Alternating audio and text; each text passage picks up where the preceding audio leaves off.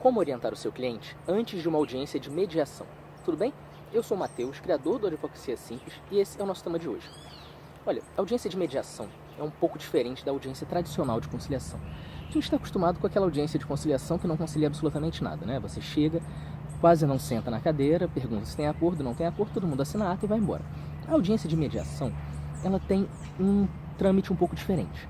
Então, é muito importante você orientar bem o seu cliente antes da realização de uma audiência para que vocês obtenham o melhor resultado nessa mediação. Na audiência de mediação, é importante que o cliente esteja aberto a falar e esteja aberto também a ouvir. É o que a gente chama de escuta ativa, né? E eles vão explicar isso antes da mediação, mas é muito interessante que você explique isso também antes ao seu cliente. Por quê? O cliente fica muito inseguro antes de uma audiência de mediação, especialmente quando ele é orientado a escutar a outra parte e quando ele não concorda com o que a outra parte está falando. Isso acontece sempre, em qualquer conflito que você tenha, o seu cliente vai discordar do que a parte oposta está falando, principalmente se você estiver lidando, por exemplo, com casos de família ou algum caso civil mais pessoal. Então, sempre que a outra parte falar, o seu cliente vai querer falar, vai ficar com aquela ansiedade na cadeira.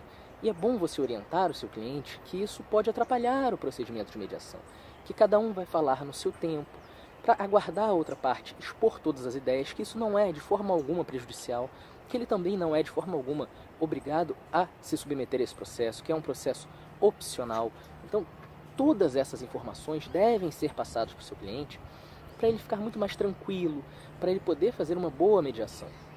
E é muito importante também que você auxilie nesse processo.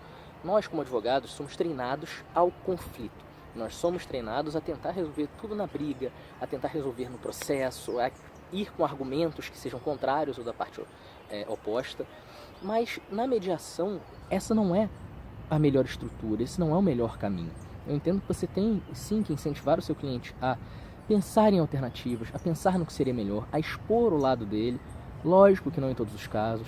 Lógico que tem questões sensíveis que o cliente não pode falar nem na mediação, que seriam coisas mais confidenciais, mas é muito bom instruir que é uma medida de tentar resolver aquilo quanto antes.